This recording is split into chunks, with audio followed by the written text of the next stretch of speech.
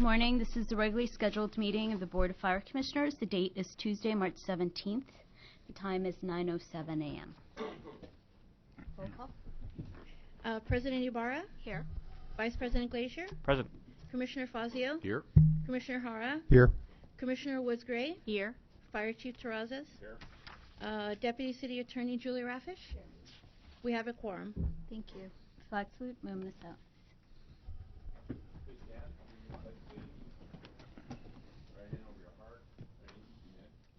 I pledge allegiance to the flag of the United States of America and to the republic for which it stands, one nation, under God, indivisible, with liberty and justice for all.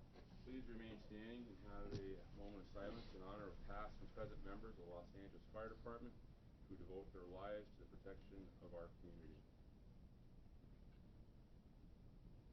Thank you.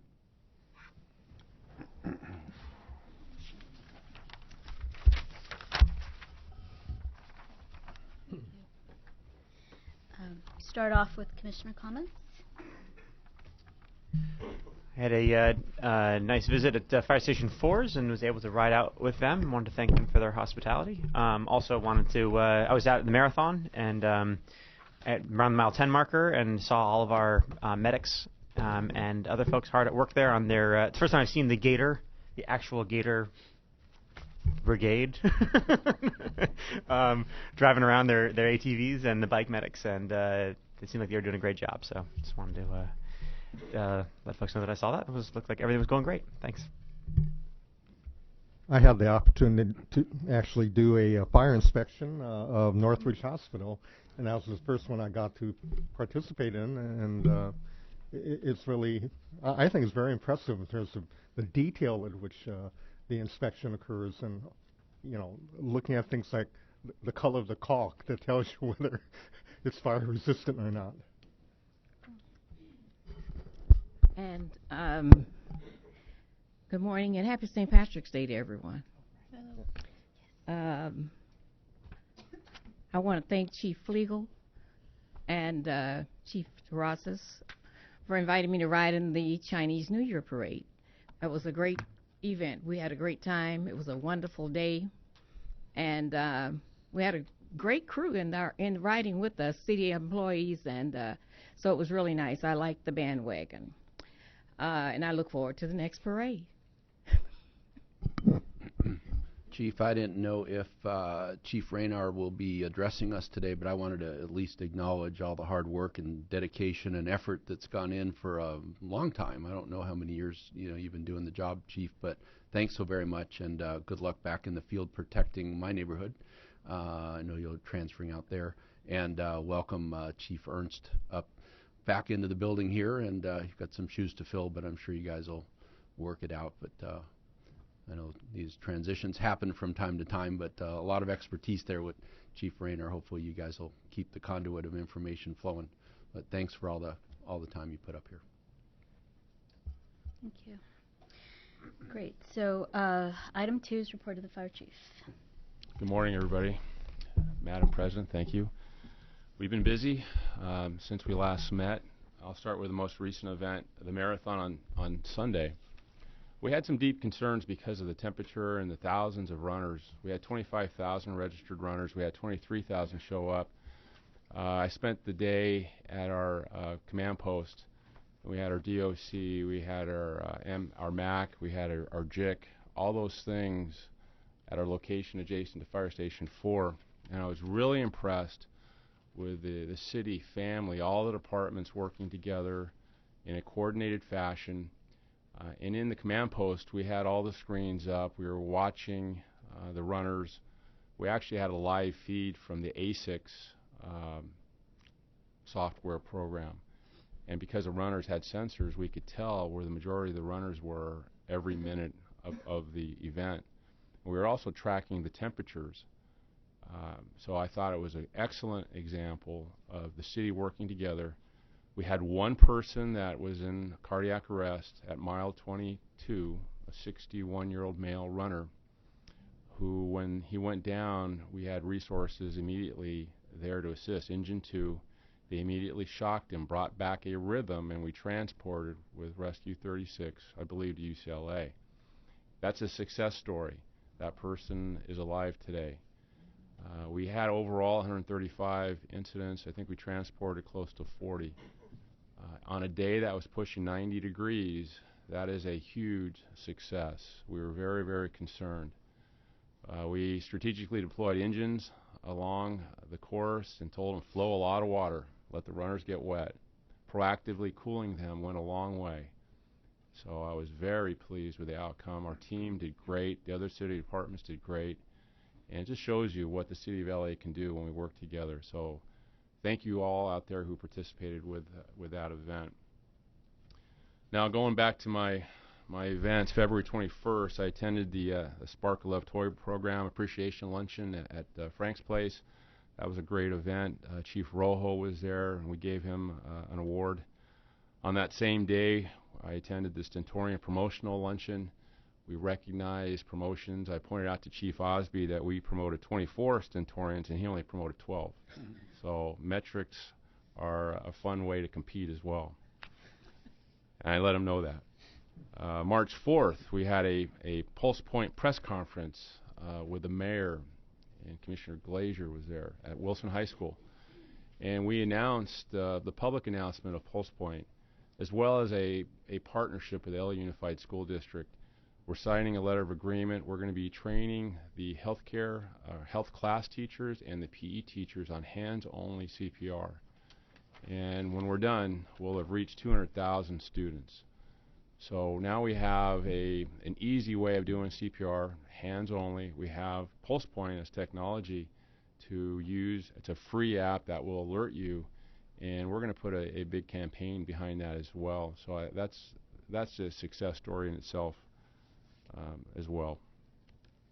March 7th, I attended with Chief Beck and Sheriff McDonald, Mayor's Prayer Breakfast in downtown LA. It was the 42nd annual Prayers Breakfast. I had the honor of saying part of the Old Testament, and my mom would have been proud of me that I was doing that. So that was a very nice and well-attended event. The next day, March 8th, I had the honor of going to the USS Iowa to celebrate the 100-year anniversary of the Navy Reserves. And as you recall, late last year, we got the Freedom Award for doing that. So they asked us to go out there and participate. We had crossed aerials, we had a water display, and it was a fun event. The mayor was there in his naval uniform, and it actually looks like our chief officer uniform. So I told him, when you're done with this mayor job, we have something ready for you on the fire department. March 10th through the 11th, I went to Sacramento with our UFLAC president, Frank Lima, and Adam Van Gerpen, and Chief Everett. And we were there to testify at the parole hearing for Mario Catano. Mario Catano started a fire in 1981 and took the life of Tom Taylor and injured 8 of our firefighters. He did it for money, and it was chilling to sit in the room to hear him explain why and how he did it. He's been in jail for 34 years, and we believe that we need to make a strong statement as a deterrent factor and to symbolically show that we don't forget our own. The family, as you can imagine, through the years, it's been a tremendous toll. So we represented the family in the hearing. It was a 7-hour hearing, and the result was positive. His parole was denied.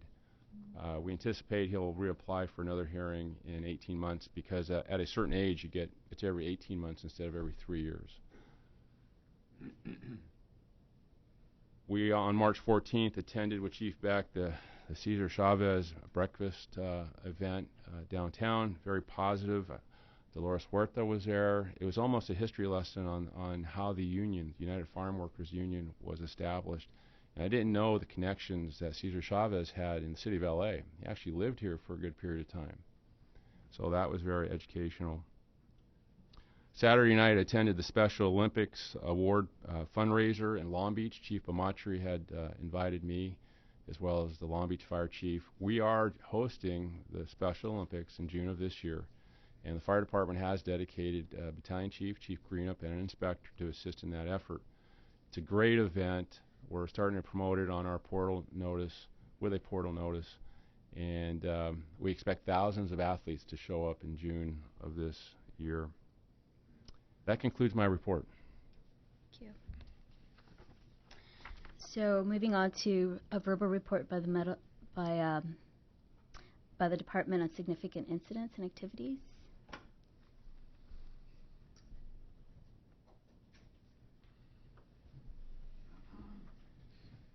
Madam President, Commissioners, Council, Chief Terrazas, there have been 2 significant events or incidents in Operations West Bureau. Joe Castro, commander of the West Bureau, and I'm going to go over both of those with you on your monitor here.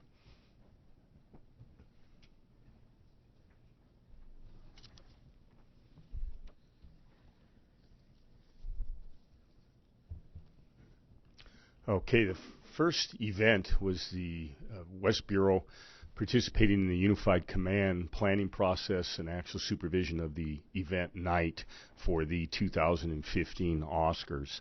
And this planning process is about a 90-day process. We begin approximately 3 months before. And the first part of that process is identifying what we consider plausible threat.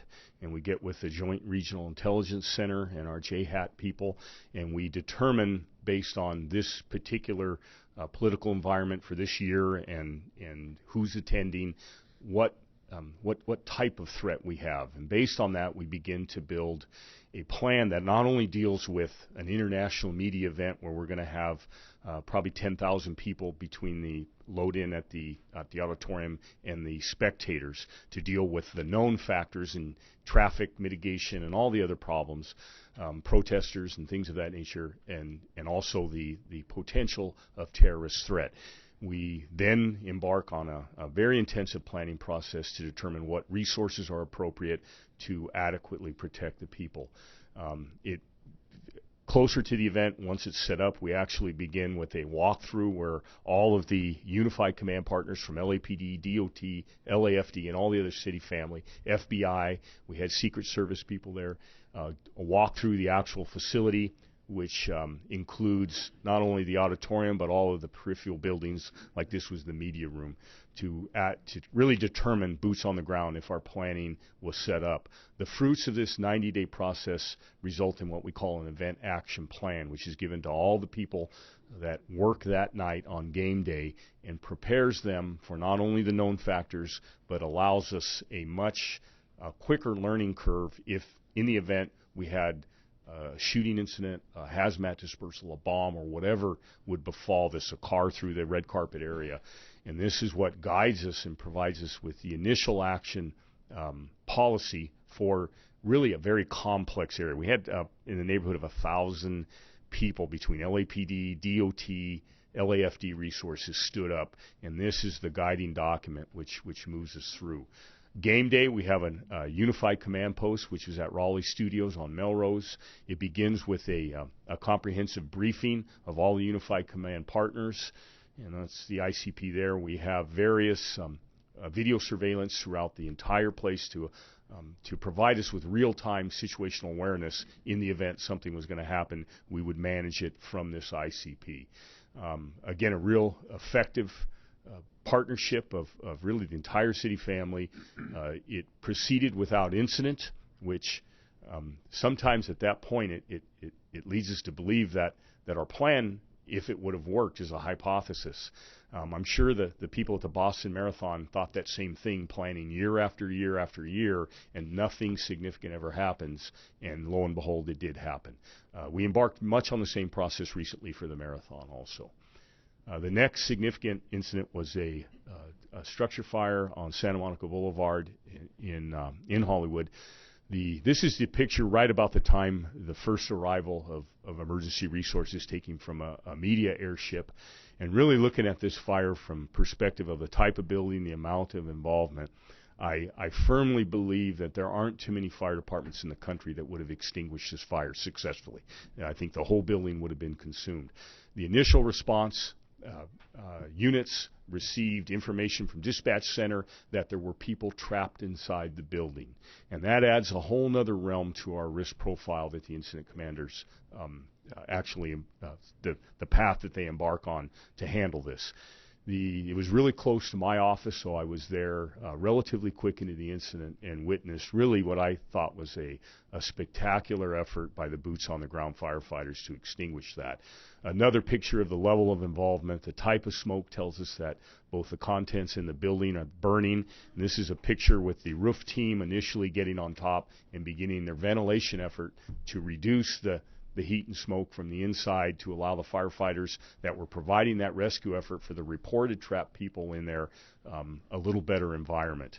That's the beginning of the ventilation hole, and as we evolve through there, we can see that once they start that ventilation hole, the conditions in the rest of the building improve dramatically because all that heat and gases are exhausted from that ventilation hole. That's the ventilation hole about 50% complete, and you can see exhausting all those products of combustion from the building.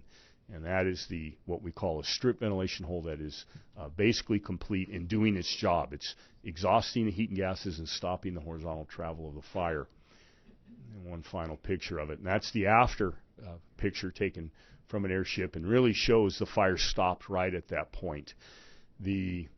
Ultimately, there was a woman trapped in the building. She had been living there in what we have determined is an illegal residence. She was an employee, one of the places. The firefighters located her, brought her out. We had paramedics standing by, and she was pulseless and non-breathing at that point. They were successful in resuscitating her, both getting a blood pressure, respirations, and a heartbeat back. Really was an incredible effort from the firefight to the rescue. We have next a video which is going to depict some of the things I've talked about.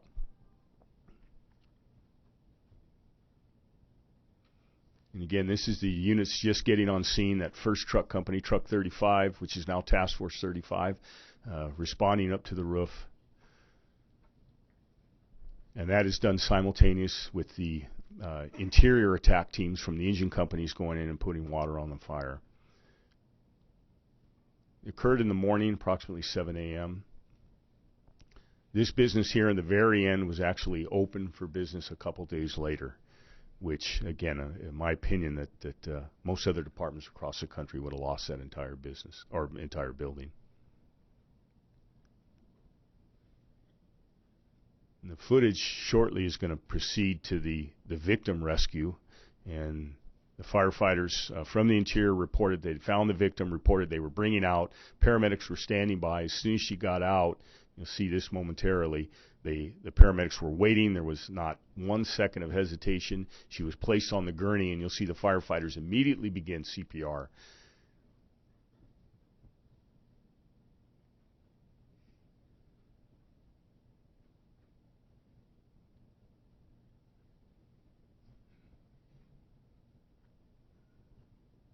And that's the victim, and these are the firefighters that actually were waiting out there. They bringing her up, they're starting CPR, and the media ship will actually follow the ambulance to the hospital.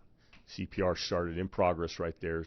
She was defibrillated inside of the ambulance, and this is at the hospital. And just note the period of transition. CPR has begun already. 1 second out of the ambulance, you can see a firefighter climb up on the gurney, continue compressions in. And her condition was still grave at the last time we checked, but nevertheless, I think a spectacular save and effort by the firefighters from Battalion 5 in that incident. So that concludes the report from West Bureau. Can I answer any questions? Okay, thank you.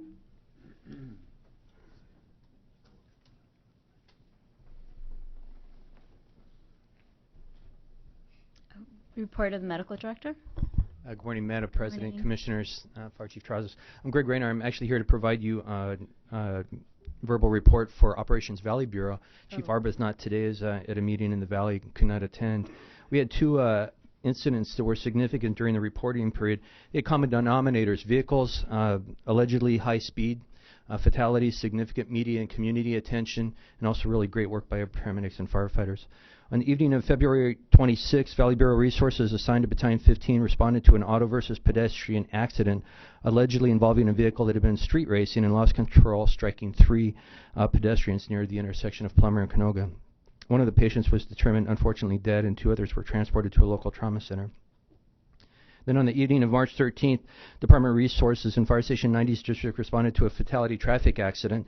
The incident involved a reported speeding motorist that was being pursued by California Highway Patrol officers, exited the south on 405 freeway at Nordoff, and unfortunately and tragically struck a bypassing motorcyclist who was determined dead by our paramedics. We went ahead and remained on scene, assisted California Highway Patrol, and requested the coroner's office. And that concludes my report. Thank you. Good morning, Commissioners, Good Chief, morning. Council. My name is Tim Ernst, Assistant Chief. I'm now in a position to represent the EMS division that took Chief Raynar's spot. Actually, I spent the last year or so in the Operations Valley Bureau, and then prior to that, several years prior, I actually was in EMS as well for 3 years up here, so have some idea what I'm getting myself into. I'd like to just briefly talk about some of the EMS events of significance, and paralleling some of the things that the Chief had mentioned. Really, the marathon was our big show. As you may know, we have 3 field incident management teams. I was fortunate to be the incident commander of the team that actually organized everything to support this marathon. And you may not know that planning for those events starts months and months in advance, 3 or 4 months ago. And we have a unified effort with LAPD's incident command team, DOT's command team, and ours to get everything dialed in. And as I'm sure you were aware, it was the weather temperatures of 90 degrees that were forecasted that really presented our number one biggest threat. And then none of us can go into an event like that without thinking about Boston and knowing that at some point we may face something similar to that. So we take our job extremely serious and very intense as we're first going into the operation. We had approximately 43 companies that were stationed along the course, and we look at the marathon as what we call a moving MCI. We know we're going to have an MCI incident. The question is, at what point of the incident will it actually happen? And usually a lot of that is dependent on the terrain that the runners are on, as well as the temperature of the day and where that temperature happens to max out on the course. So approximately 180 personnel were stationed along the course, and really the biggest players of the incident happened to be our bike teams and our gator teams, as the Commissioner mentioned as well, just because they're so mobile, they can get in between the crowds fairly quickly, and so our response time is very rapid to any incidents on scene. As the Chief had mentioned, we had about 87 patient contacts throughout the course of our day, and of that, we transported 13 within the city of LA. For the entire incident, 36 people were transported because, as you know, the incident itself transfers through 3 different jurisdictions. The most notable, of course, as the Chief mentioned, was the full arrest, the cardiac arrest of a 61-year-old male. And really, to speak to the value of automatic defibrillators, by having Engine 2 on scene so quickly, it was the immediate application of that auto defib and then quick transport by Rescue 36 to the hospital that was able to save that man's life. He was conscious and talking within an hour of the event itself, so really a remarkable save, and we hope to bring further credit to those members here in the near future. Aside from the marathon itself, I'm sure everyone's aware of the increase in shootings in South LA. Our paramedics have been supporting the police department in about 12 separate shootings now over the course of the last 3 weeks, as well as probably 3 TEMS, or Tactical EMS Medic, activations as well, where they support LAPD SWAT, so a very busy time for them as well. Then the only other minor thing was just the plane crash, which I'm sure everybody saw right off the border of Santa Monica on the airport. That was actually in the city in Venice. I think everyone was very relieved that the single patient, well-known actor, of course, walked away from that to the most part unscathed. But of course, a lot of potential that he didn't lay that thing down in the street or into a neighboring business. And that's all I have. That concludes my report. Are there any questions? Yes, sir. Oh. I know in South Los Angeles recently we've had several hostage events. Does the paramedic stay on scene at that time, or is that a special team, or is that the station that's in the area? That's an excellent question, and it's actually both. We will always support any hostage standoff position with all of our regular assortment of field paramedics. But then because that's such a high-risk area as well, and because SWAT is such a specialized resource, we have what we call tactical medics. And those tactical medics are trained in SWAT procedures and will actually directly support SWAT officers. They won't actually enter into what we call the hot zone, where there's actually live fire going on, but immediately adjacent to the hot zone, so that should something happen, whether it's the rescue of a SWAT member themselves or whether it is a civilian casualty, that they are right there to provide immediate access and rescue of that person as well. So to answer your question, yes, both the tactical medics as well as the standard paramedics will report to any of those barricaded suspects. Okay. Yes, sir. Kind of in reverse order, I just want to, kind of underscore the professionalism of that Thames unit. I've met several of them, and these guys are top-notch. I mean, some of them have been embedded with U.S. Navy SEALs on their missions for a period of time within their careers, and now they're LA City firefighter paramedics that have lent that expertise from their military background. I mean, these guys are the real deal, and gals, so I just want to, they don't probably get any recognition or credit, but I am thoroughly impressed with the way in which that unit deploys and works with LAPD, and I've spoken with the chiefs over at LAPD, and they're grateful to have them on scene in case one of their guys goes down, and I think it's a really great unit there. So thank you, Commissioner. We're lucky. We're one of the few departments that has tactical medics. It is a growing need, unfortunately, because of the nature of today's society, but we are lucky that we're sort of at the forefront of a lot of departments moving in that direction.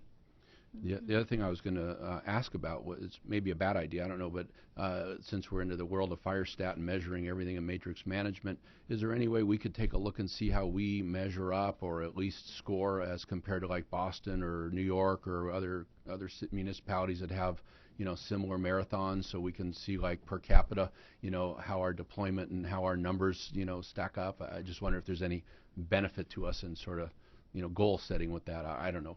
I think we could probably look into something like that. I know we have a lot of interactions with some of the larger, municipal fire services. Maybe we can collect some data and see, make it a goal and a competition between the cities. Something might be kind of fun. And yeah, we'll talk to Marathon staff because I know they have some direct leads there as well, and so I'm sure we can get those numbers fairly easily. Great. Well, welcome back to this position. Thank you, Chief. So that concludes the report of the fire chief, right? Okay. And moving on to presentations. I think we have one presentation, right? Do we? We have one.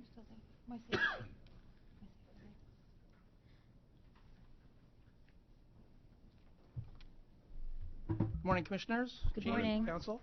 I'm David Barrett from MySafe LA, and we're just going to give you a brief update on what we're doing with community risk reduction in the city of Los Angeles in support of the Los Angeles Fire Department. And I've got a couple of posters, one for the public, one for you guys to see. We're going to leave this for you. It's a pretty quick little metrically driven analysis of what we did during 2014. Just real briefly, I know most of you are probably familiar with us, but if not, since 2008, nonprofit organization, taking no money from the city or the department, operating with a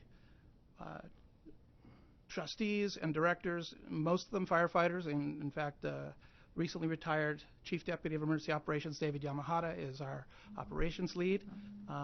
All of our people that teach in schools, older adults, and go out into the community are either EMTs or paramedics, or have their firefighter one. We've got a lot of young guys that want to get on the job.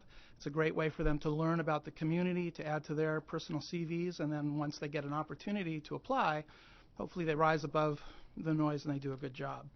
2014 was a challenging year as it relates to fire fatalities, and it's something that we all want to do our very best to try and mitigate. So that was one of our big focuses during the last year. We also were working very hard to make sure that everything that we do is in compliance with the city family. So even though we're not a city agency, all of our web stuff is 508 compliant. All of our videos are closed captioned, and many of them are multiple languages. So we really spent the year trying to make sure that we were coming up to date and making sure that we can be, metrically consistent with what's going on. Smoke alarms, a big deal last year. More than 8,500 smoke alarms distributed by our organization, including 4,700, which we donated to the Los Angeles Fire Department, in addition to the alarms that they received from First Alert directly. I think it was a pretty important thing to be able to get out into homes. Last year we did a pilot program actually going into homes where we would canvass a particular area, visit the home, go inside, evaluate what kinds of fire hazards might exist, particularly as it relates to smoke alarms and CO detectors. If the homeowner needed batteries, that was easy. If they needed alarms, up to 5 alarms would be installed at no charge along with a CO detector. That worked out, I think, really, really well. And this year we have been every weekend someplace in the city working in all 4 bureaus. We have a dedicated member for each of the 4 bureaus as a liaison. And we're going out and we're canvassing and we're visiting homes. Fire companies, as they are available, will come along with us and say hello to the homeowners, introduce themselves, and then we'll go into the home and do the actual installation work. We also track all of it. We all use iPads, and so we're creating a nice database related to that. And a lot of that will be all available to anyone who wants to go take a look at the progress on an ongoing basis as we go forward. But as you can see, if you take a quick look up there, we produced 5 public service announcements for the department last year. Produced a whole series of materials, how to install smoke alarms, the SAFE program materials, typically 15,000 or 10,000 copies of each. 250,000 Ready, Set, Go documents were produced and mailed to residents in the city. We created all the content related to that. Independently, on our own, we're in schools. Last year was a particularly low year because we were really focusing on trying to get some real understanding about whether the work we were doing was changing the behavior of our kids and whether it would work well. So we have a program called the Junior Fire Inspector Program. It's a 3-visit program where we teach kids to inspect their homes, to look for working smoke alarms and CO detectors. They have to do this as part of their homework. And then they bring that back. We teach them to get low and go. We teach them to stop, drop, and roll. We teach them all the basic fundamentals. And if they accomplish all of that, on the 3rd visit, they get a Junior Fire Inspector ID card. Typically, that is presented by the First-In Fire Company. So we'll do the first steps of education. Fire company can stay available to deal with, and many places that we're dealing with are high-risk communities, so you wouldn't have a fire company available for 3 one-hour presentations. So if we bring them in for 30 minutes and they can do the badge presentation and the kids get to see Big Red, then it works out very well. So 231,000 visits to our website last year, which is full of video and education material. We're working very closely with a number of the council offices, and this year I think we'll work probably with almost all of them as we move along. As I said, our school visits were low last year. This year in January and February, we've already exceeded 30, so I would think probably close to 160 visits this year is where we will be. And each one of you got a copy of an example of our older adult go bag, which is something that everyone should have in their home. And it has all the materials that we give to every older adult, and that's 55 and up, so I'm definitely in that group now. And it is proving to be very, very helpful. 1,000 of them given out last year. We're going to do about 5,000 this year. That concludes my report. If you have questions, I'd love to entertain them. Question about, do you also liaise with LAPDs like senior lead officers, or what does that interaction look like between MySafeLA and the LAPD? It's a very good question, Commissioner. We do interact with the senior lead officers in particular parts of the city, not citywide. And if we do that, we're doing it in conjunction with some type of an event. For example, the American Red Cross is also interested in doing a smoke alarm installation. They do 2 or 3 days a year. It's not a full-time program in the city. But when they do that, they are involving senior leader officers, and we are the coordinating entity related to that. And if there is a larger scale incident, man or naturally made, how does your organization fit into, the first responder world? Well, I think overall we don't. We are not firefighters. We respect greatly the job that LA City's firefighters have. We respect the COA and UFLAC. I think that they're doing something very important. We don't want to be confused with that. At the same time, we want our members to be, if they're uniformed and if they're in a public place, they need to have not only that color of authority, but they need to be prepared. So in that sense, we could be a force multiplier if called upon, and we have been called upon multiple times to assist. But the most important thing is that by having that first responder status, which we do have through our EMTs and so on, we're able to teach more effectively. We aren't just people who think about it, we're people who do it. All of our people ride out. All of our people are mentored by active and retired firefighters. So they understand, and we want them to continue to grow in their understanding of the fire service culture. So if there's like an earthquake tomorrow, how do you organize within the scheme of, responses to what's going on, or do you, or I just wonder what that looks like. Again, a very good question.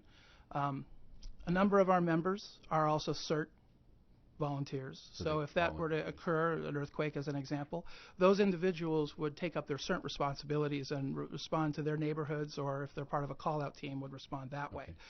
In addition to that, we do have liaison members to each of the 4 bureaus, and if those bureau commanders deem it important or worthwhile to use us for reconnaissance, for videography, we have a full film team, so if they want to use us in any way, shape, or form, we're always available to them. We have radios. We're equipped to respond as necessary. Our vehicles are all marked, so we can support the department in any way it calls upon us, but we want to make sure that our primary role is that of an educator to the public and to engage the public to be part of the solution. Because if we don't change their behavior, nothing else is going to really work. And lastly, I just wanted to thank you for this pill organizer.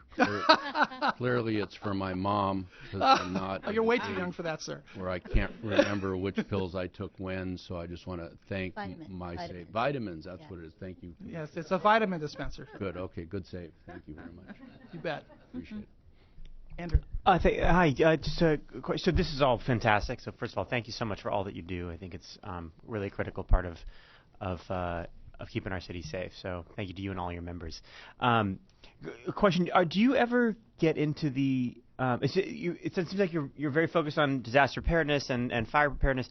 Do you get into the medical side there much, or is that not so much within the scope of your work? And for example, would you guys make a public service announcement around like appropriate use of 911 system? We have. Okay. Oh, great. Yeah, okay. To answer your question, we do participate in multiple ways. First of all, we support, again, the department in anything that it needs. So one of the big issues is, what do you say when you call 911? We have 4 first streets in Los Angeles. Which one are you at? San Pedro, downtown, Santa Monica. So understanding what to say when you call 911, understanding how the Metro Fire Communications people are going to be able to assist you and what that means. That's one of the PSAs that has been produced. It's in our website. You can see it there. It's also been provided to all the council offices. This was about a year ago, and it's always available. We teach hands-only CPR. We have a team deployed to do that. We completely support the Pulse Point initiative, and all of our guys have just signed up to be, responders to that should it be necessary. So on the 911 piece, I think certainly one of the issues we run into is folks who are calling 911 who would be better served by a non-emergency resource. Right. I'm not sure if that's something you would be doing. And also the Pull to the Right campaign, which I know we probably overdue for a new PSA there, and to sort of throw that into the mix. I know I've seen some homemade YouTube videos which are both humorous and effective, but if there's I'm not sure if that's in your queue at all, but I know that when I ride out I certainly see people who don't seem to know what the red lights mean. They actually challenge the building. Yeah, so to answer your question again, I think that anything that can support the city is important. A Pull to the Right campaign is something that is kind of pre-planned. It just needs to be executed if we're asked to do it. Okay, great. Yeah, that certainly things we can continue to think about that, and also the do you call 911 for a cut on the finger? Maybe not. If you cut off your finger, then it's a good idea. But those sorts of things are maybe it's nice to know you're potentially a resource there, and we can think about the right way to. That particular PSA includes Dr. Eckstein, and he discusses the exact reasons why you would or would not call 911. Great. Do those exist somewhere that we can see? Absolutely. In fact, I'll make sure that through your executive secretary that we provide all the information so you can all see that stuff, and I can provide DVDs to everyone if you'd like that as well. Great. And then maybe the trick is just us getting them aired somewhere. Make sure they're getting aired enough. Roger that. Okay, great. Thanks so much. Appreciate it. Anyone else? I have a question.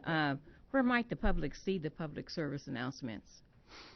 Public service announcements are distributed in a multiple array of channels. It really depends, Commissioner, on the need and the interest and the timing. As an example, we're just now completing some public service announcements on recruitment, which will air beginning in the summer in a campaign that includes network television, cable, and so on. most of our PSAs, we want to make sure that they're community driven, and if they're on broadcast television, often they're going to play at 2 in the morning or 4 in the morning, and the people that really need to see them don't. So we supply the council offices with them. The Public Information Director for the Los Angeles Fire Department has access to all of them, so they can go on the portal, they can go on the website here, or they can point to them. There's a number of places within the LAFD website where there's a link that points to a particular video or some kind of safety information. And finally, within our own website and within the various city council websites. And usually there's some type of a message that goes along with it. So as an example, Councilmember O'Farrell last year did a big deal about our campaign, which is called Fire Burns, Smoke Kills. And so he actually wrote a big column, and then the video was embedded to play on the website. And then they did it again 2 weeks later, and then he came to an event at a school. So we try and tie them all together. In terms of putting them in other places, they're all available and can be put anywhere that they should go. Okay, thank you. You're welcome. My other question is the school site visits. How are the schools selected? It's a very good question. As a former teacher, I'm sure that's really an important issue for you, as it is for us. We follow 3 criteria related to it. First of all, we look at Title I. Title I schools are, for anyone who may not know, are schools where the population of the school, the student body, may be transient. They may be under a certain economic level and unable to care for themselves as other students might be able to. And unfortunately, we found that even though there are specific Title I schools, nearly every one of the 450 elementary schools in Los Angeles City has a Title I component to it. The second criteria is we collaborate with LAUSD's Emergency Services Group, and they help us identify areas where they see that there are problems related to either their school's emergency preparedness and readiness, or alternatively to that, based on the criteria of the census that what we review every year and related to just the economic level. The third and final element is that we look at the same data that you guys would look at related to structure fires. Where have structure fires taken place? Why have they taken place? And what's the outcome? 2 quick examples. All of our canvassing this year has been, and it's unfortunate, of course, we won't have this problem next year, I'm sure, is that we've aligned our community visits to coincide with the first anniversary of a fatality fire in that same first-in district. Typically, we stay outside of the area that was canvassed by firefighters on the day of the incident. Often, by the way, we will show up at those incidents and support the members with their canvassing. But a year later, we will go into the same neighborhood, and it works really well to knock on a door and say, a year ago, someone died right down the street. Do you have working smoke alarms? It's a wonderful entree, and the same thing with the schools. When we see that there's a number of significant incidents in Sylmar, we had a fatal fire last January that took the lives of 4 family members, including 2 kids. We went to their school, we talked with their kids, and they were encouraged to make sure that their homes were safe as opposed to just being despondent about the loss of their friends. Thank you. You're welcome. I appreciate the work that you guys do. When I first met the program a couple of years ago, I was impressed. Thank you. Thank you. Thanks so much for coming down today. Our pleasure. So moving on to consent agenda items, I think we have to take item 4C off the calendar and then just bring it back next time we meet. So do I have a vote to consider 4A and 4B? So I move the recommendations on items 4A and B. Second. All in favor? Aye. Aye. And 4C we'll revisit next month. So moving on to regular agenda items, 5A and 5B have to do with the report by the department on the status and disposition of LAFD matters considered and referred to council committees and other departments. Good morning, Madam President, Commissioners, Chief, Council, and Ms. Puentes. Assistant Chief Graham Everett, I'm the Chief of Staff, just to report to you on council actions on 2 different time periods, February 9th through February 20th, which is included in your packet, and also February 23rd through March 6th, which is the second report that's in your packet. Council was in recess last week, so there's no additional items that are not included. So really, unless you have questions on what was submitted to you, that's the conclusion of my report.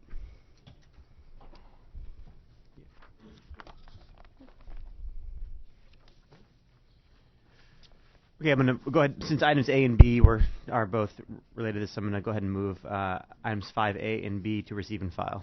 Second. All in favor? Aye. Aye. Good. So moving on to item 5C is the report by the department relative to proposed battalion chief minimum requirements. Good morning, Commissioners. Good morning. Fire Chief, Council, Ms. Redina. Fred Mathis, Deputy Chief, Administrative Operations. You have before you the proposed Battalion Chief exam minimum requirements.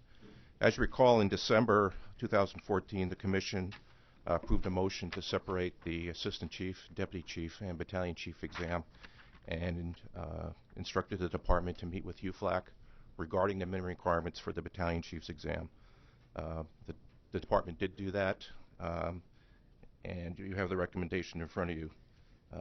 Basically, to break it down, the proposed requirements for the Battalion Chief will be phased in over a 2-year period. This will allow candidates time to meet the newly implemented requirements. And the proposed changes are, beginning in 2017, the education requirement will be an associate's degree. Also, at this time, the Department recommends exempting the following employees from the minimum testing requirement: Captain 2s with a minimum of 6 years in rank, and Captain 1s with a minimum of 12 years in rank. And I'm prepared to answer any questions. Chief, I just wonder, in the way in which this is written, when it kind of gets formalized, will the words accredited college be somewhere involved with that? Because I don't know, an AA degree nowadays, you might be able to get one from some sort of a, online university. I'm not sure what we might do to define that just a bit. Yeah, I think we could drill down on that, Commissioner. That's actually a good idea. Okay. And then the other thing I always wonder about, and I always get a lot of reasons why it can't happen, but I'm not sure I always retain it, so maybe you can just go through it one more time.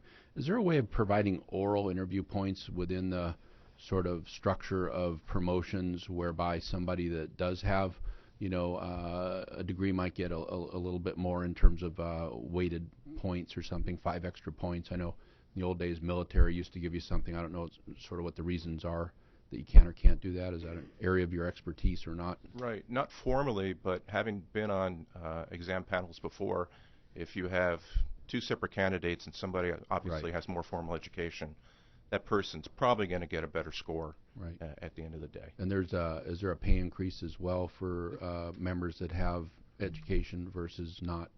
Yes. Yeah. We have educational bonuses built into the MOU. And that includes their pension benefits as well at that point. So there is a little bit of an incentive in there to go after that degree, I guess. Yes, sir. Okay.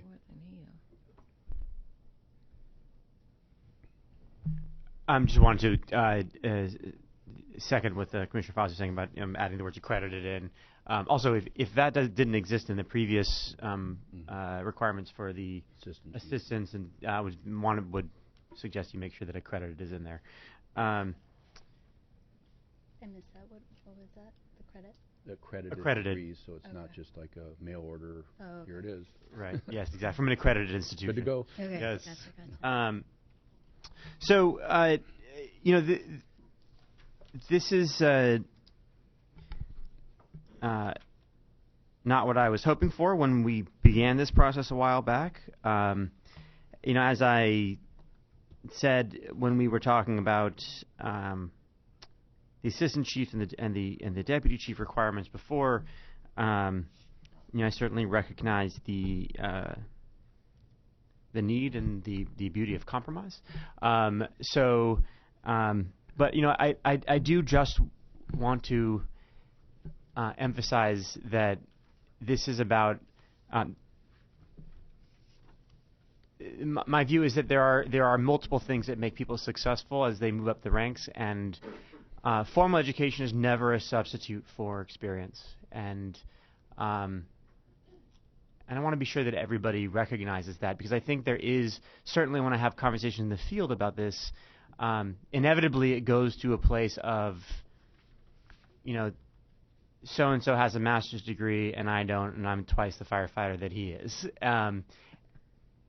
I'm certain that is true, that there are plenty of instances where someone's ability as a firefighter it does not necessarily have to do with the amount of formal education that they may have. But as folks move up the ranks, certainly in a department of $650 million department with 3,000 members, with the complexity of the work that we do, I hope if folks don't see it now, they will eventually come to see what the value of spending some time in formal coursework related to writing and communications and history or how those things are relevant.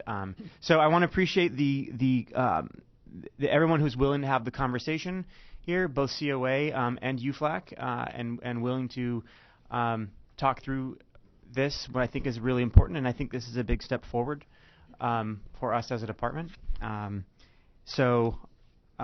Although my instinct, I think as many people know, is to move quickly, I also understand that being deliberate and taking some time can help ensure success. So I want to thank everybody who was involved in moving this along. Thanks. So, I mean, this is an issue we've talked about a lot, so I think everything that can be said about this has been said, at least by these people. So, yes.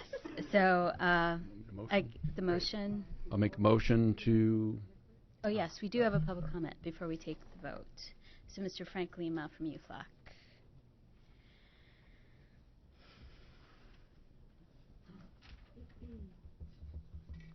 Morning, Madam President. Frank Lima, President, United Firefighters of Los Angeles.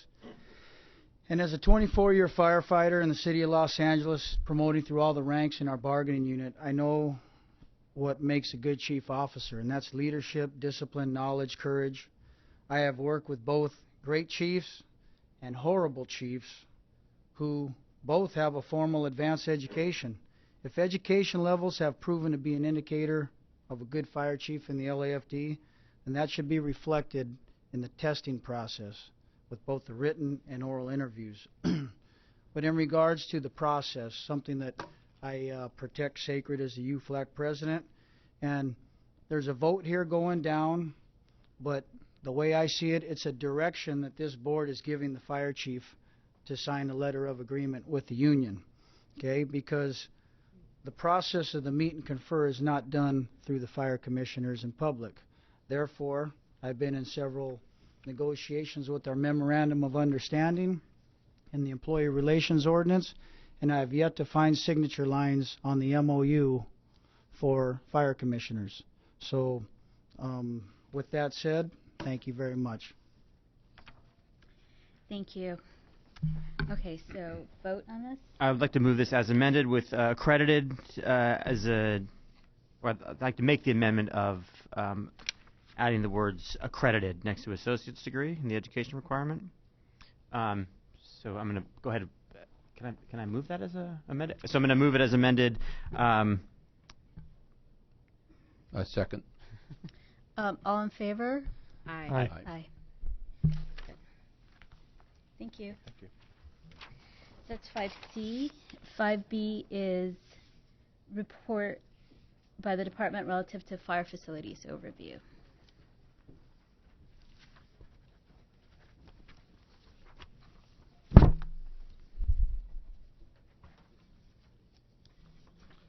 Right.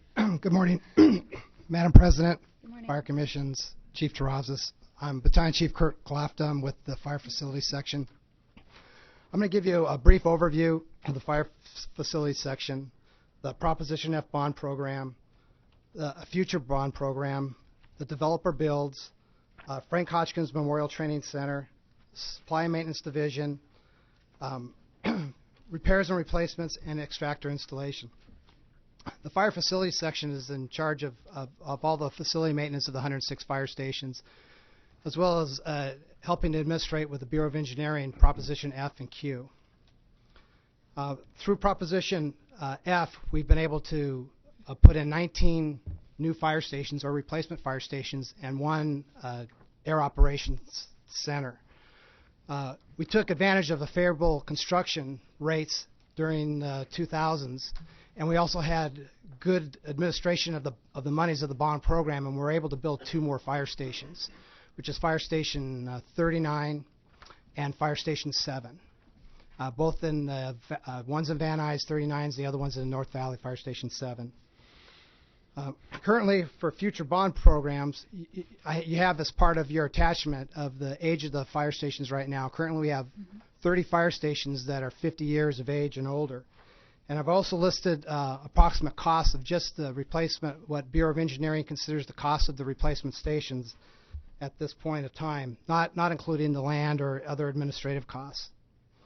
Currently, we have 3 developer builds. These are by development agreements that developers will put in fire stations for us. One that is constructed already is Fire Station 67 in Playa Vista. That was completed in 2007. Currently, USC is building us a fire station at 3000 South Hoover, and it's being completely financed by University of Southern California, and that'll be a land swap. Once we open the new station, they will get our old Fire Station 15. We'll be opening that sometimes in the middle of July. And then we have Fire Station 31s, which is a cascade in the north end of the North Valley. That fire station, we've been granted the land, and that's still currently in discussion with the developer in the CAO's office. Frank Hotchkiss Memorial Training Center. On September 27, 1980, there was a fire at the Navy Marine Corps Reserve Center, which took the life of Frank Hotchkiss. And in 1993, that center was named after Frank Hotchkiss. It's now the Frank Hotchkiss Memorial Training Center. We took possession of that property in 1993 through a license agreement. In 1994, we moved 80 employees into that location. We're currently at the trailing edge of closing that property and obtaining that property from the General Services Administration, Navy Marines, and moving that into the city inventory. And we hopefully we'll have that completed by the end of the year. We did a cost analysis on that property, and according to the Bureau of Engineering, to upgrade ADA and some of the structural needs of that facility, we might be looking at close to $5 million over a 5-year period to bring that property up to code. But it's very much used by our facilities and very much needed. It's a 133,000 square foot building on 10 acres. So very, very valuable part of the city infrastructure and used by the department, very much so. Supply and Maintenance Division was built in 1963, and that takes care of all our maintenance of all our fire trucks as long as it brings in all our supplies. We recently have spent $2 million of Prop F money on rebuilding the hoist for the truck bay, putting in a steam rack, and rebuilding the O2 oxygen room so we can refill the oxygen bottles, and various other electrical upgrades, ADA ramps, and other ventilation systems for that facility.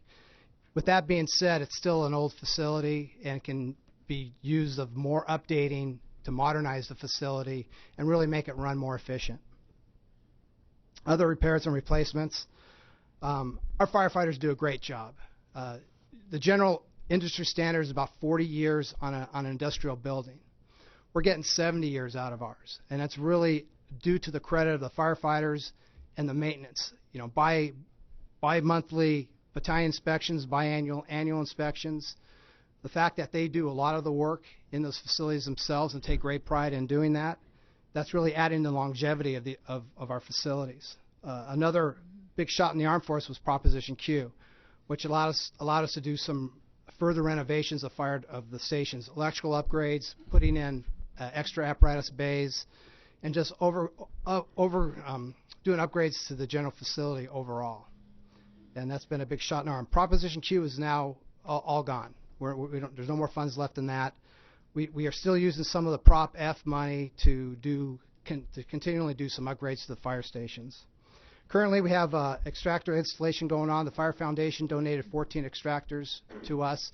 4 of those extractors have been placed, when we have 4 more that are pending installation, waiting for General Services to do the work so we can install those. And that's the end of my report. If you have any questions, I'll be happy to answer them. I have a few questions. First of all, Chief, thanks for the report. I guess one of my concerns as I've always walked around the different fire stations is overall security, and I don't know if that's within the scope of anything that you're involved in. So let me ask the question first.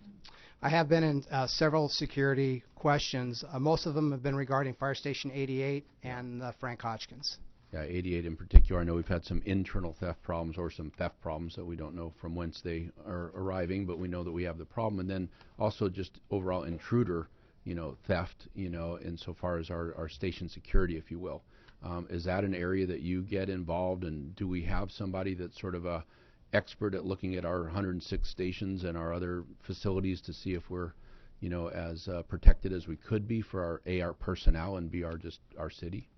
The last meeting I attended was attended by Assistant Chief Mike Little, who's with our Homeland Security Division, and he made a presentation on security, at least for Frank Hotchkiss. Mm-hmm. And at this point in time, he's probably our department expert on security for the entire fire department. My thought is maybe we should get sort of an accumulated number as to what it would take in order for all of our stations, Frank, as well as all the others, to be secure, and get a number there, and let those who are in charge of the budget understand that it's an ask that we need to pursue, with whether it's cameras or just overall security issues. I mean, I think it's an area of vulnerability, that we might want to approach before it becomes an actual problem. Is that on a list somewhere of somebody, or is it just am I the only guy concerned about this, I guess? No, sir. It is a concern. We're right now working through our two biggest threats that we consider, and that's Frank Hotchkiss right now, mm-hmm. and Fire Station 88. Okay. We do have a proposal for Fire Station 88. We're working on one for Frank Hotchkiss at this time. In fact, we're doing a job walk with the security people Thursday. So we're in the process of Frank Hotchkiss upgrading that, and at the end of the day, it's going to come down to funding. The fund, it's very expensive to do what we need to do, and it's going to become a funding issue. Maybe each of our bureau commanders can do an assessment within their bureaus. I don't know. There's got to be a way of tackling this where at least we have a plan, even if it's a 5-year implementation, to securitize what we have here, because whatever the cost might be, it's going to be a lot more costly if there's, God forbid, an incident. Yes, sir. I think that should be a priority within what you do. And if it's not your bailiwick, then please let me know so I know where to direct my concern. Yes, sir. Okay. Thanks.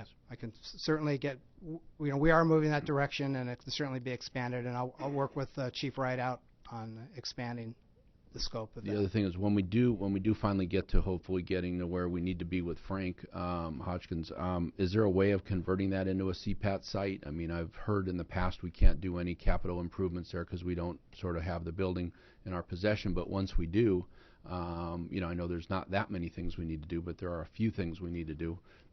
Is that on someone's list of future, possibilities?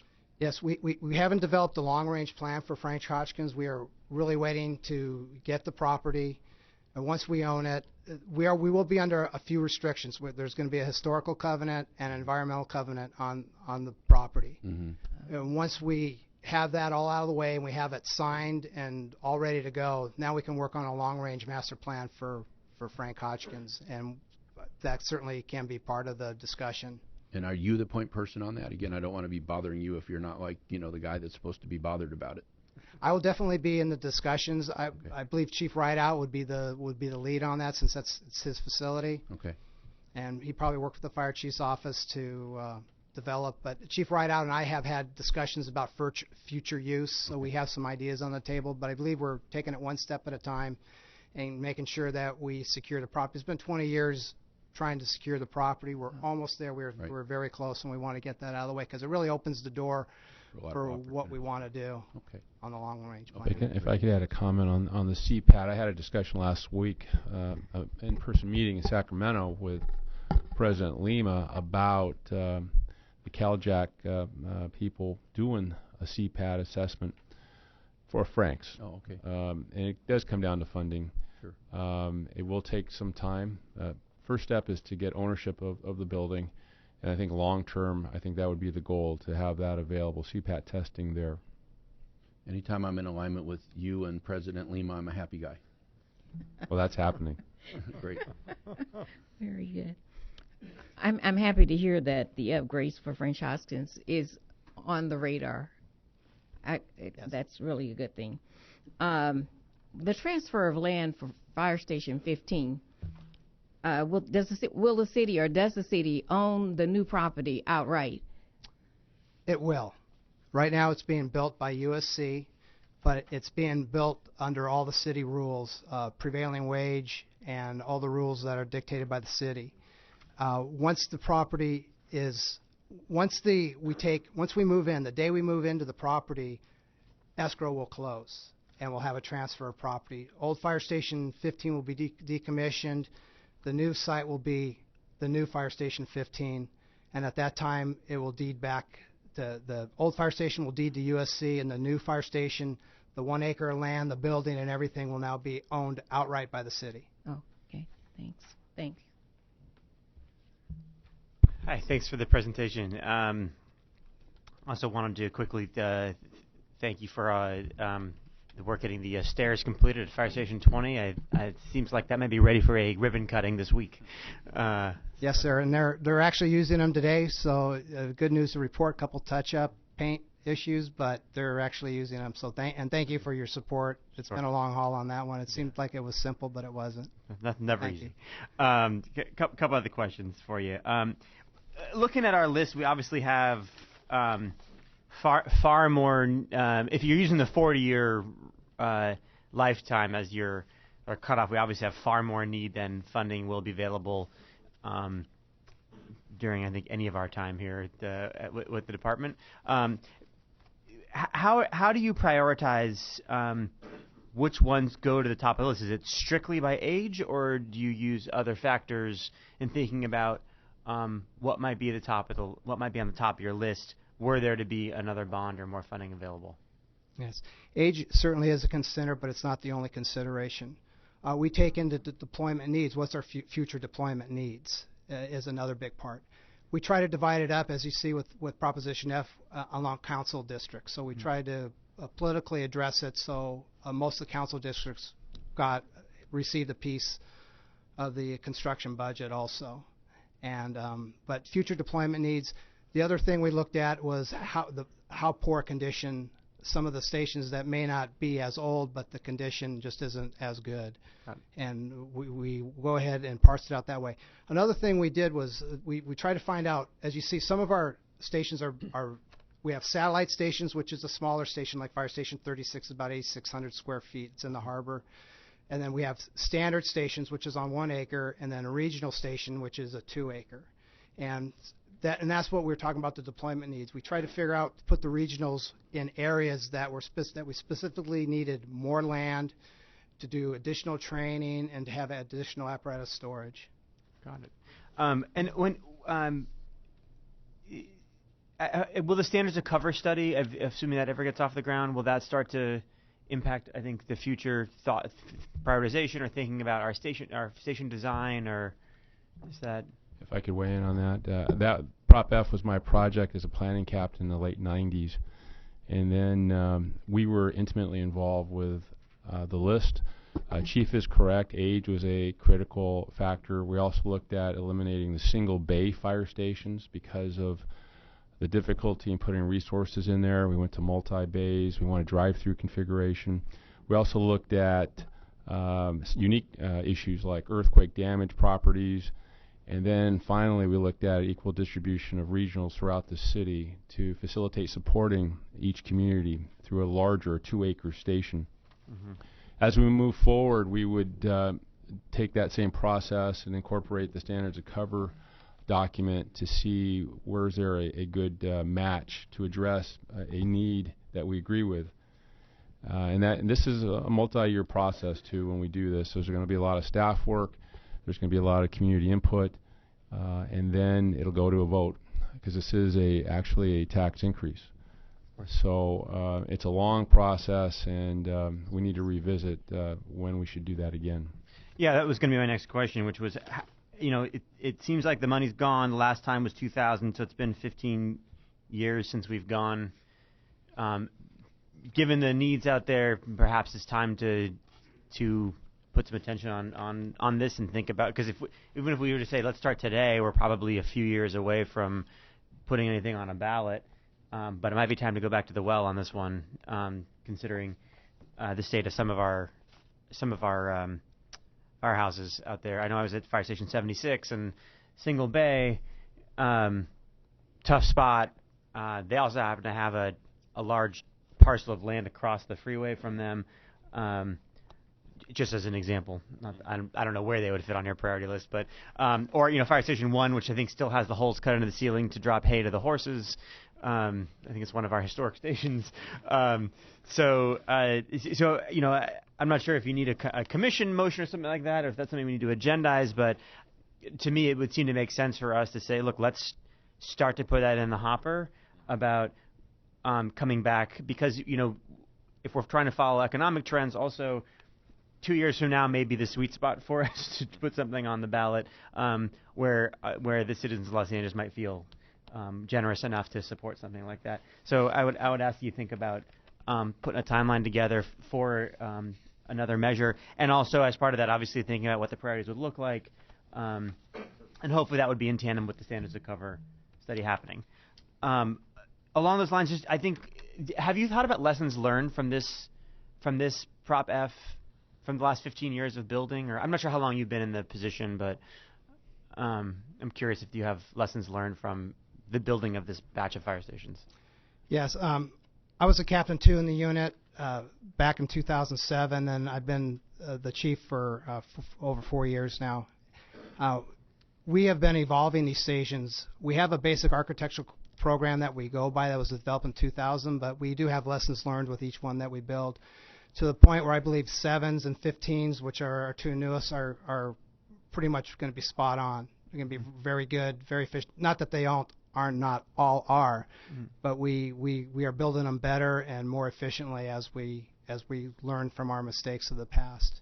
Yeah, certainly. I mean, spending time at Fire Station 64s, there's a long way to run back and forth depending on which apparatus is going out, and where you're sleeping, where the quarters are, and that was in the middle, I think, of the building, but certainly I think that there's at least something to be desired as far as the design work goes. So hopefully next time around we're able to really incorporate some of that to make sure, given that turnout time is such an important metric for us, to help our firefighters, give them the best possible chance of getting from the kitchen to their apparatus as quickly as possible. Yes, the difficulty with 64 is it is a 4-bay heavy 4-bay station. Yeah.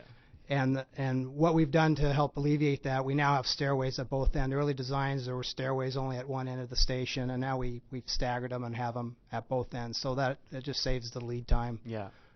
By a few feet at least, getting to the apparatus. Great. Last couple of questions here. I know what happened with old Fire Station 15 in terms of that was a pretty neat swap that we're doing there, which is great. I think anytime we can get somebody else to pay for our facilities, I'm always for that. But I do see we do have old fire stations laying around.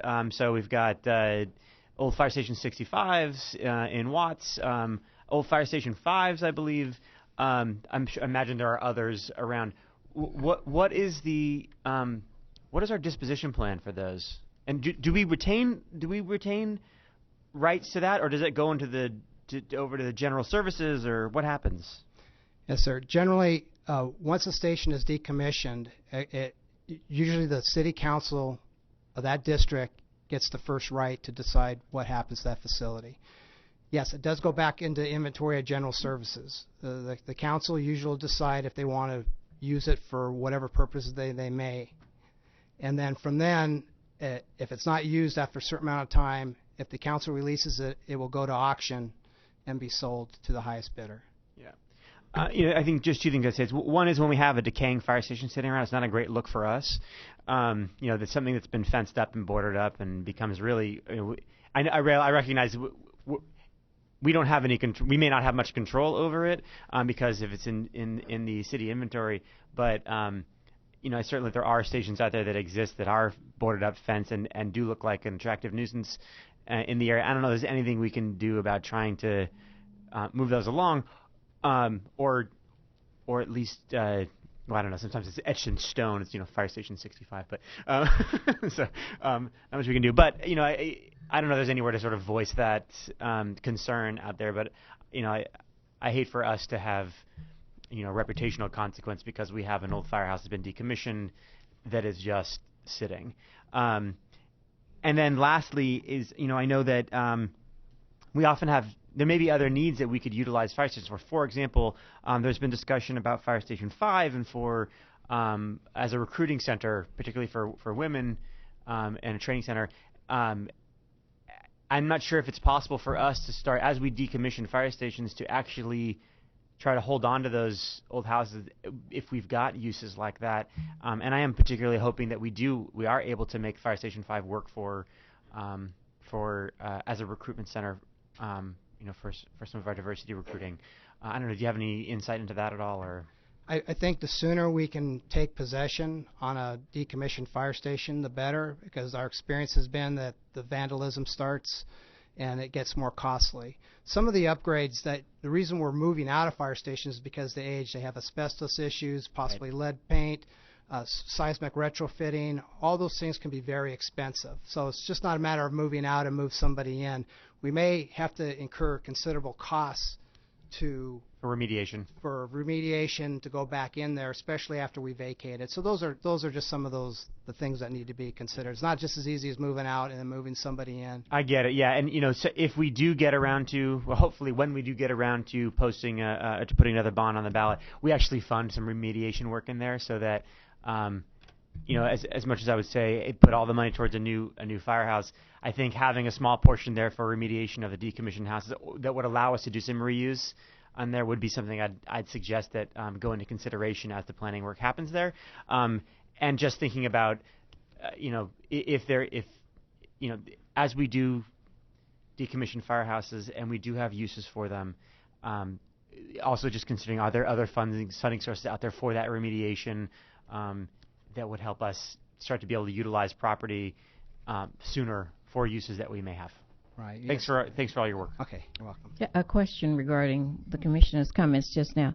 I know we have a lot of libraries that are sitting around not being used because of asbestos, and the community services groups have been trying to get those buildings, but I don't know if that's a problem with the fire stations, some of the old fire stations that you're looking at.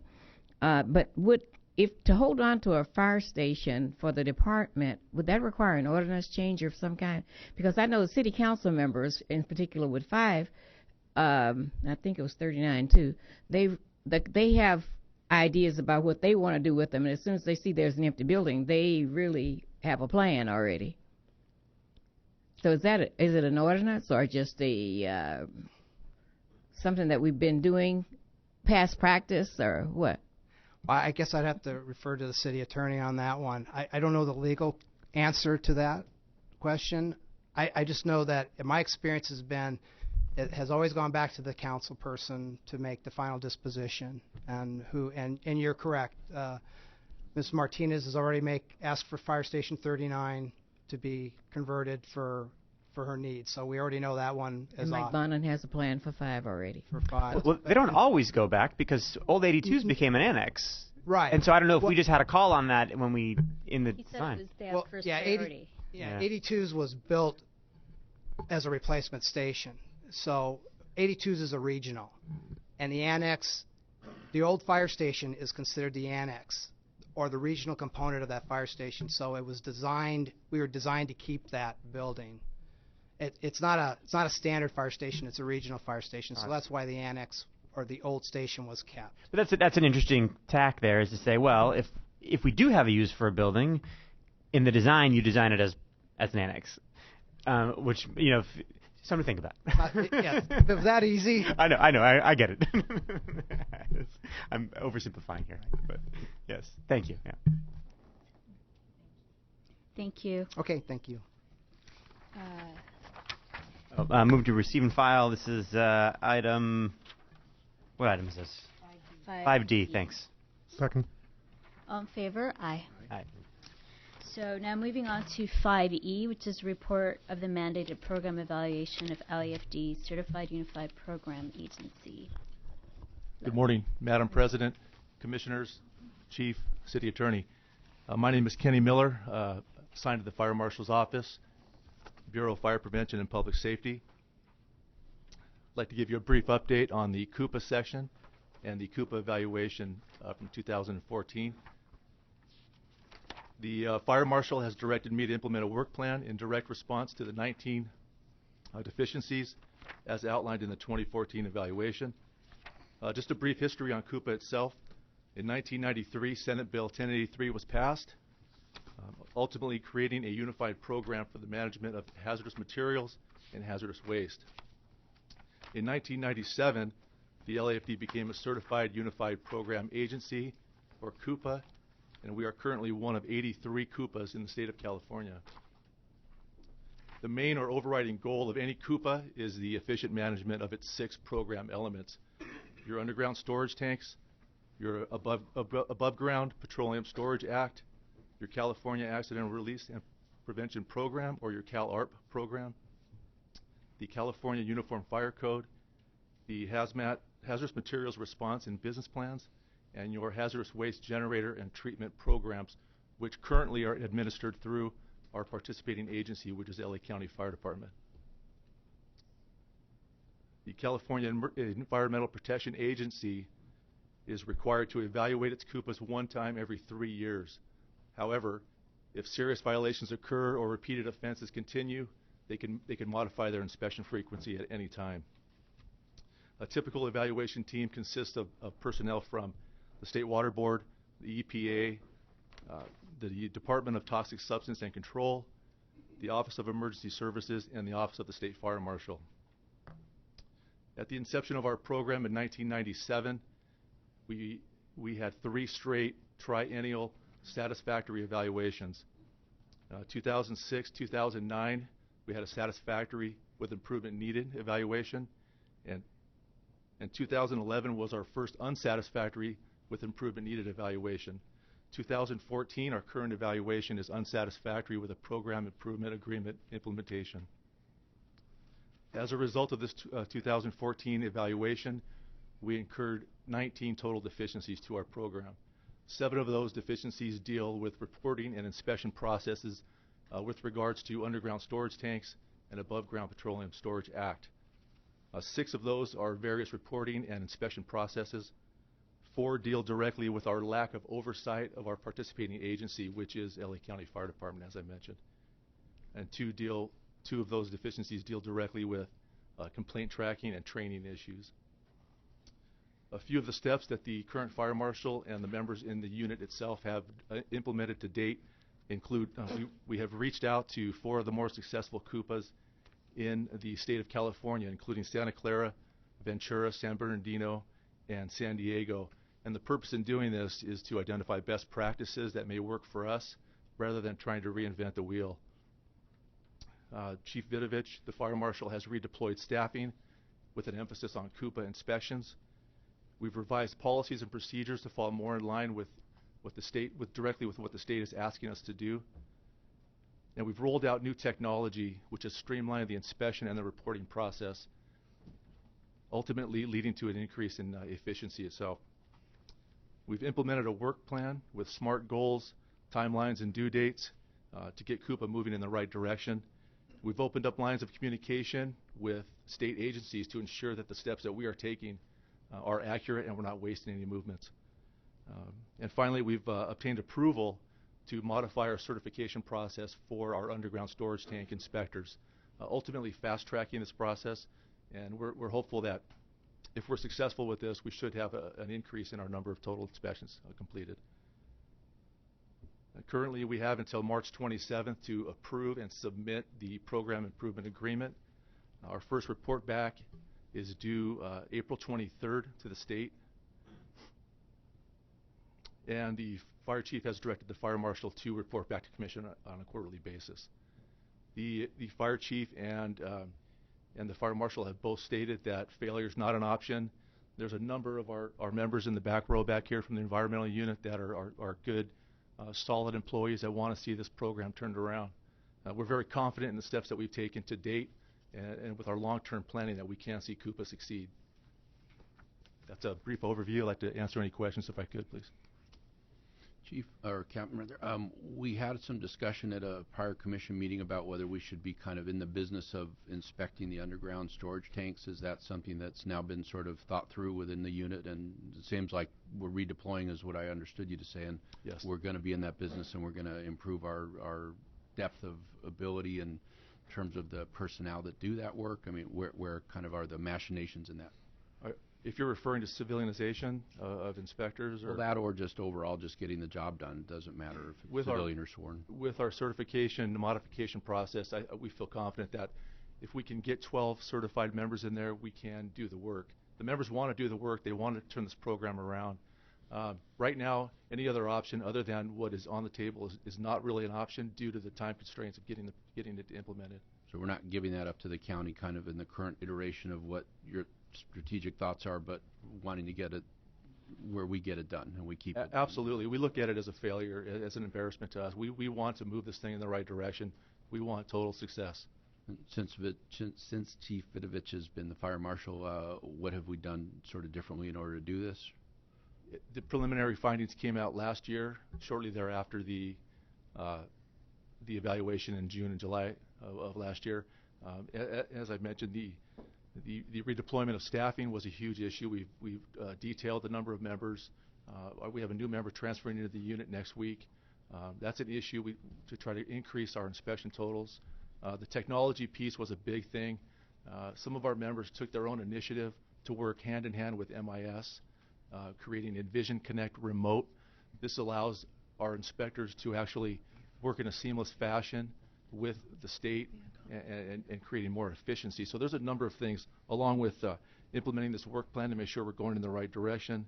And the thing was, in the past, the state itself is very happy that we are communicating with them on a weekly and daily basis. And it just seems like that wasn't being done in the past. So we're moving in the right direction. They've already given us a little bit of praise, and we're looking forward to our first submit draft back in April. So one of the if I could weigh in on this, Commissioner. I want to assure the Commission that this is a high priority for the Fire Department. What we were waiting for was a specific audit result, so we knew where specifically to apply our resources. I've met at length with Chief Vidovich. I've had a meeting with the affected unit. I'm riding out with an inspector on Thursday just to look at the process. Mm-hmm. I was a hazmat inspector many years ago, but things have changed. So we're doing a lot of initiatives. We are cleaning up the data so we can have accurate metrics.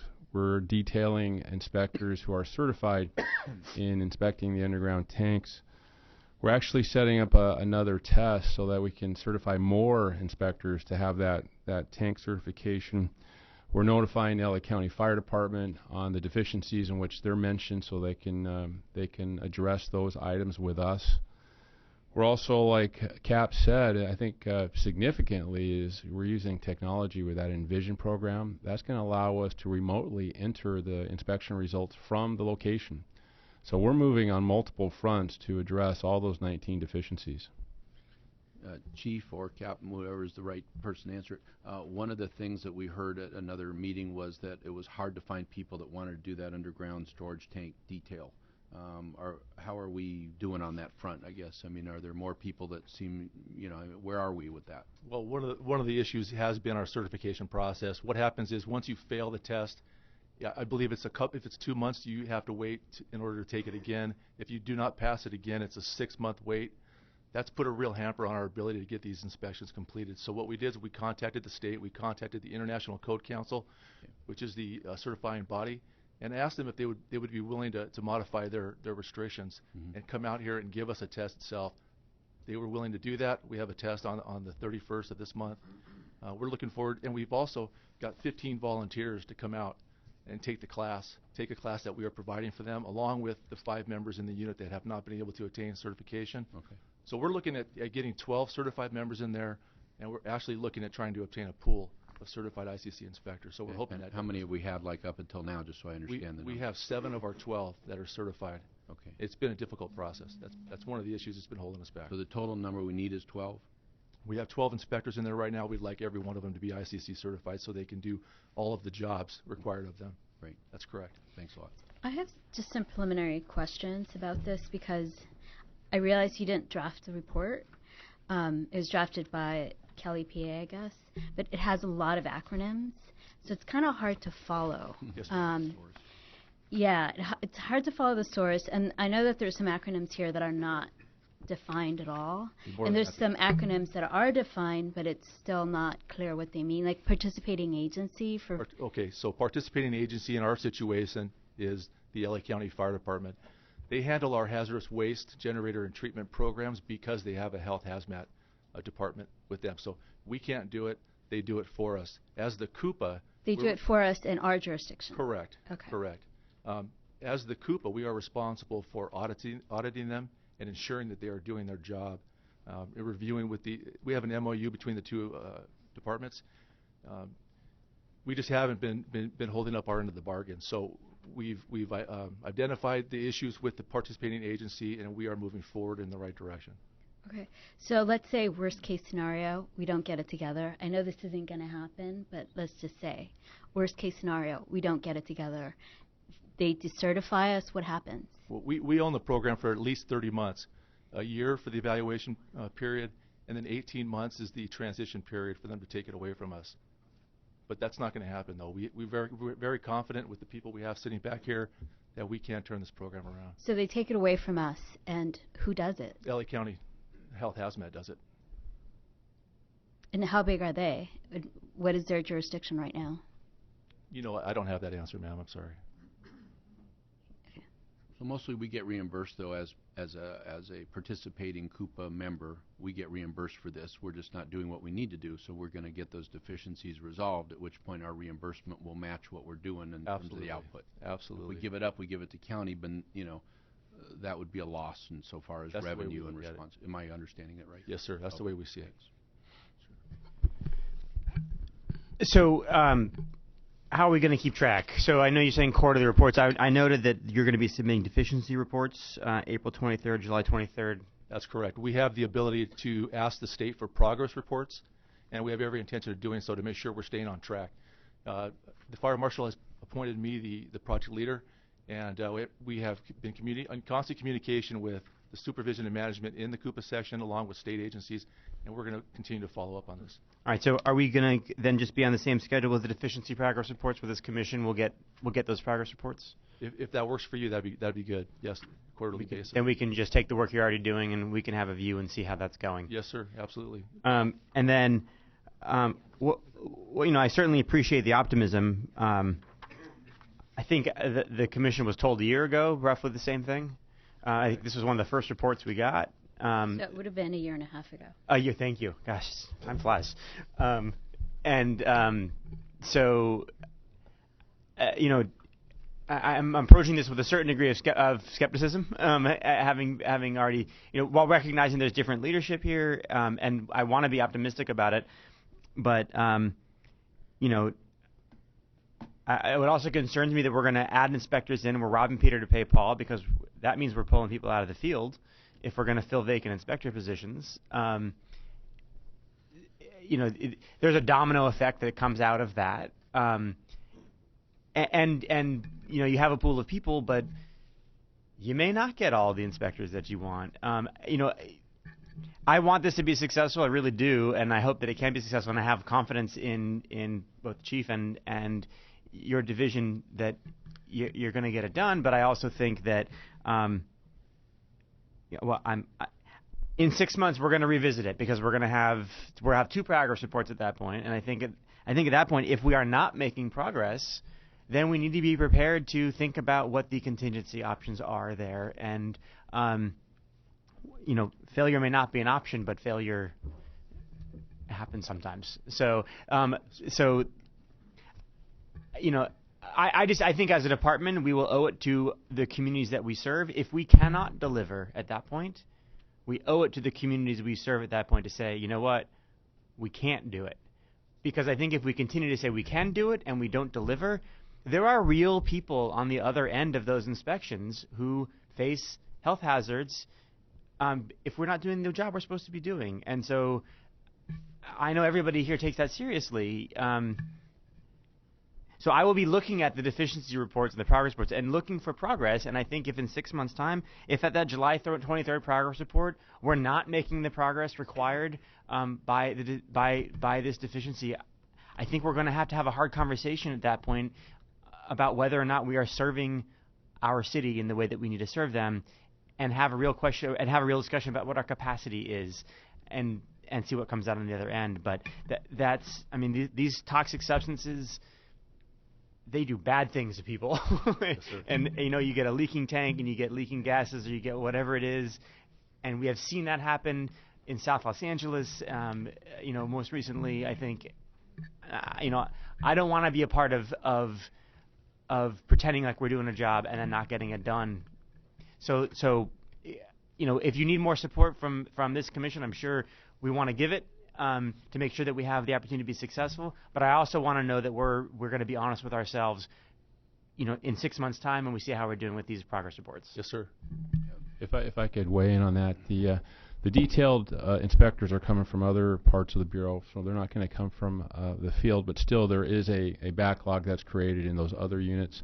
To that end, we have an inspector list that's being finalized. I'm asking for some support in promoting some inspectors to help address those deficiencies. Since we've had the economic downturn, we've lost approximately 30 inspectors, so some of that work just didn't get done.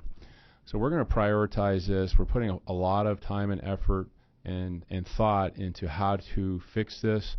At the end of the day, I'm confident we are.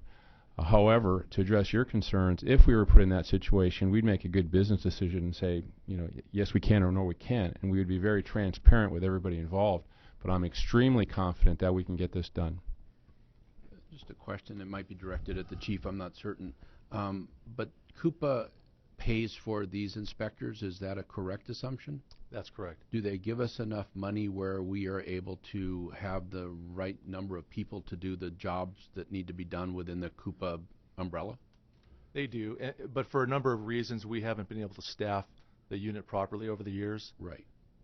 So we need to do that. That needs to be a priority. They're giving us the money, so then it comes down to whether or not through managed hiring, chief, that we get enough bodies in order to do the other work? Can you just step back? So to clarify, it's the inspections that we do, because we collect those fees, right?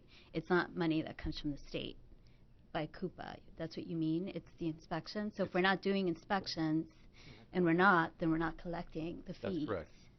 It's not coming from the state. It's coming from the fact that we're going out doing inspections. People are paying permit fees for that. And those would offset the cost, though, including the load of the personnel to do the work that we're being asked to do. I mean, the fees are set appropriately to do what we need to do in order to get reimbursed for the personnel.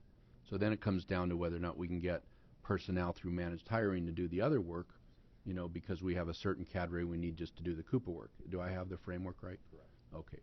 And so then we need X amount of bodies over there in Coupa, we need X amount of bodies over there in fire prevention to do all the other things. And you're currently, as I understood you to say, kind of assessing where the right deployment is. Did I get that right? The fire marshal is looking at a reorg of the Fire Prevention Bureau. What I'm doing is gathering support to promote inspectors to address whatever the final organization is going to look like in the Fire Prevention Bureau. Great. Okay. Thanks, Chief. Okay, thank you so much. We have some public comments. First one is Lisa Davis from LAFD Coupa. Delisa Davis, sorry. Ma'am. Good morning. Morning. I'm here in defense of the Coupa. Thank you. The Coupa's not broken, actually. It's not. This is our third unsatisfactory evaluation, but it is not mainly the fact that we are not doing inspections. We have reduced staffing, which has contributed to that fact. But we have not had a qualified Coupa manager in almost 9 years, and that is part of the problem. We have not had any competent leadership in that position. There has been a huge increase in our workload with the different code enforcement that we're faced to do now. The way we analyze our data has also been changed. But because we have undergone 2 technology changes, upgrades rather, we have been able to analyze the data and find out that in consolidating and fine-tuning and streamlining the way we analyze our data, look at our responsibilities, inspections is one of the things that we do. We are in charge of hazmat inventories, the installation and removal of tanks, testing, making sure that everything is on the up and up. We have to approve business plans. We have to assist the constituents in uploading their information into CERS, and that takes manpower. It takes hours. And inspections is only a part of that. And our main focus is on inspections when the bulk of our workload is the other entities that we have to, the other responsibilities that we have to fill. My inspectors, on average, have anywhere from 170 to 180 underground tank inspections per member, and between 600 to 1,000 hazardous materials inspections. I'm supposed to have 12 inspectors. I have 11, 5 of which are ICC certified. So we've had to undergo a lot of creative inspections to get our workload done. Across the board, 75%, with 5 inspectors doing the bulk of the workload. But we do have a lot of highlights. Thank you. All right, ma'am. I really appreciate that. We have another public comment from Frank Lima from UFLAG President.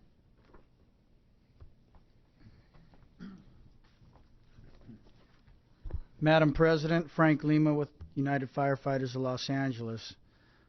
Shortly after the LA Times wrote their article on the Cal EPU, I wrote a letter to Council President Wesson, which was CC'd of this board. There's a stack of papers in the back for the public, but I wanted to have this here for the record. In regards to something off that letter, I want to just say that it was absolutely unacceptable that in the Times article regarding Cal EPA, that Fire Chief stated, "I am disappointed that we lost our focus." This quote not only implies that our inspectors were not committed to their jobs, or that the department could somehow be surprised by this audit. Both implications are completely untrue.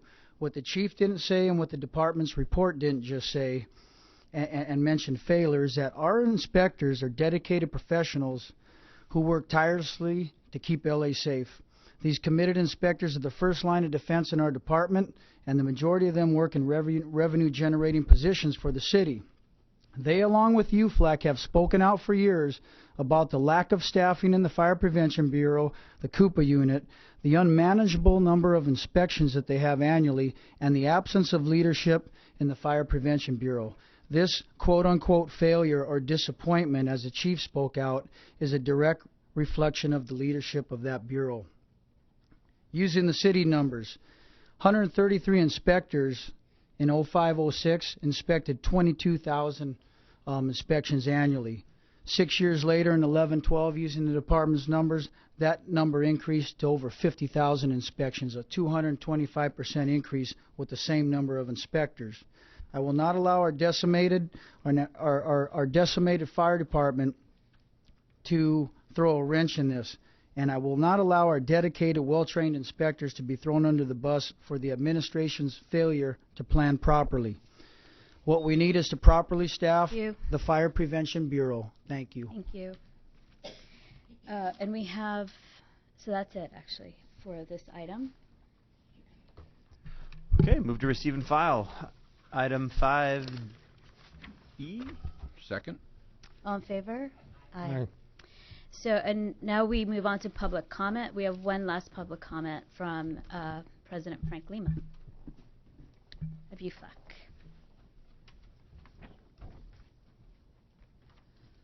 Madam President, Frank Lima with United Firefighters. Switching gears here, it's mostly coming up for public comment on behalf of the Taylor family. I've spoken at multiple parole hearings, and the Taylor family could not attend, and I spoke to Thomas's father, George, who's retired LAFD, and Thomas's brother, Jeff, who both couldn't make it due to health reasons. So they entrusted me to pick 4 members. I chose my partner there, Ralph Terrazas, fire chief, and we went up there and believe it or not, I was in my dress uniform next to him. We brought our criminal attorney and the president of Sacramento, and the parole board did the right thing. Amazing to see that hearing CHP had 10 officers murdered via getting run over or shot, and not one person from the CHP even attended the hearing. So it's a testament to firefighters don't forget and band together. Now switching gears here, the Brush Task Force this year is another fire prevention issue. 167,000 single-family dwellings to inspect every year. I was a brush inspector for 7 years, and you pull people out of the field to help out with the Bureau. So this is the first year where there's not an influx of field inspectors. And once again, it's nice when we're in alignment there, Commissioner Glazer. You're robbing Peter to pay Paul, and this will mean suffering in other areas of the Bureau and not doing any job correctly. Thank you. Thank you. So that's our meeting. Do I have a motion to adjourn? Motion. I'm sorry, Commissioner President. Did we make a motion on items 5A and 5B? Yeah. Okay. They're taken together. Okay, great. Thank you. Motion to adjourn. All in favor? Oh. Yeah. Second. Second. All in favor? Aye. Aye. Thanks.